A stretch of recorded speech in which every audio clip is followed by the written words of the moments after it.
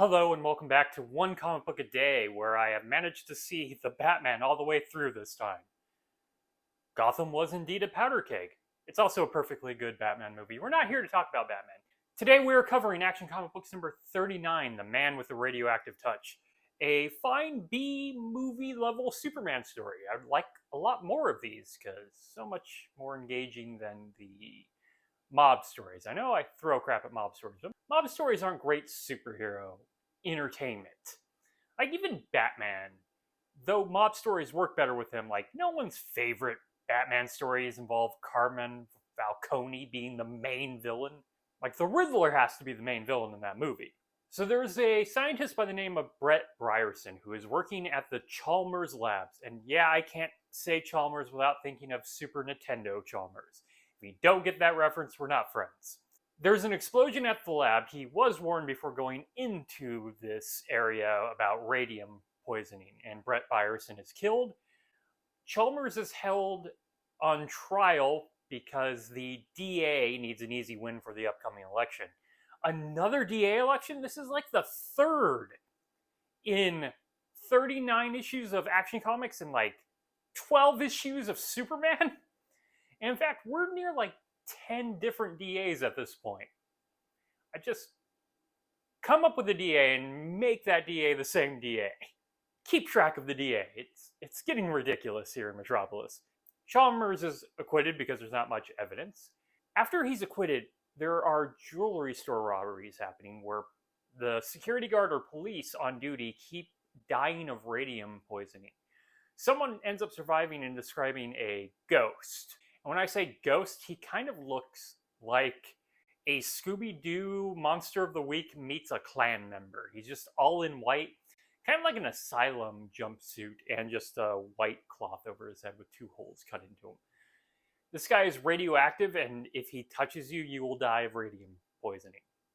Which, there are stories where Superman is weak to radiation. Kryptonite, in some versions, is just highly radioactive material from his home planet, and that's what is hurting him. High levels of radiation is a problem for Superman. So he is kind of a threat. But all he does is rob jewelry stores. At one point, he gets confronted by police and throws one off the top of a building. Superman saves him, but is unable to go after the ghost because as soon as he saves him, the police show up, and there's this whole idea that Superman might be involved at the beginning. And all this is used to do is just make the police really want to go after him, and that only leads to like one scene. So it's not even all that much of an idea. Like Officer Casey's already after him most of the time. Like he's not consistently overtly friendly with the police, or I should say the police are not overtly friendly with him. Eventually the ghost gets up to several things where they're able to get his radioactive fingerprints, and they match Brett Brierson's fingerprints. So Superman goes and confronts Chalmers having enough of all of this. It turns out that Brett Brierson has come back to life as a radioactive man and has been helping Chalmers with his research by stealing diamonds and other jewelry to fund it. So they're all in this together. Chalmers pulls a radium gun, as he puts it, and shoots Superman. It doesn't seem to actually penetrate him, but this radioactive bullet, or radium bullet, supposedly takes away his power? I don't know, I mean, I kind of believe the highly radioactive bullet can penetrate his skin. I don't see how it takes away his power other than making him really sick and dying like kryptonite will do if you would shoot him with a kryptonite bullet or just have kryptonite near him. But he's not really weakened. He's just paralyzed.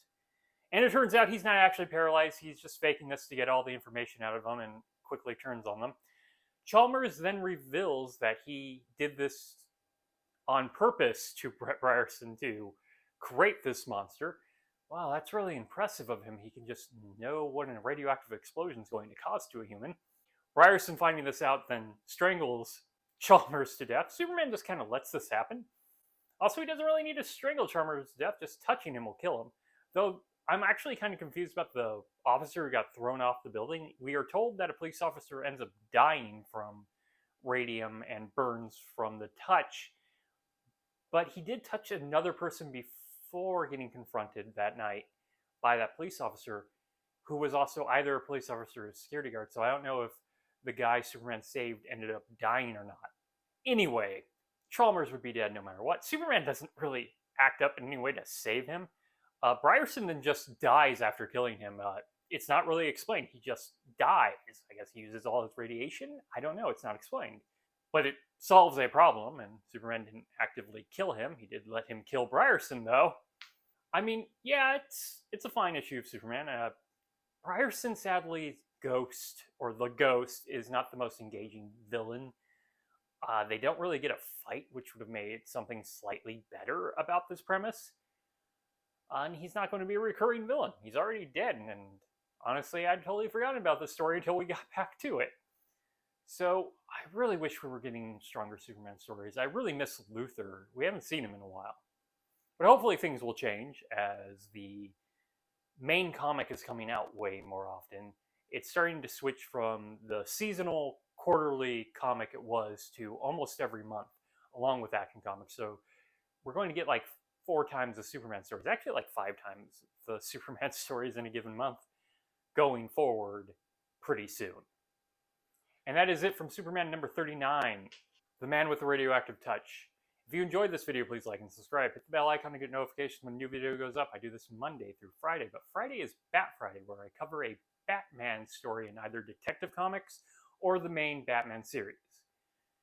And until next time, let us ponder the question, whatever did happen to the Man of Tomorrow? Also, why did Ryerson die? That was such an easy solution for him. Was it just because the radiation would have eventually killed him anyways? But he already died and came back to life. I don't know. Have a great day.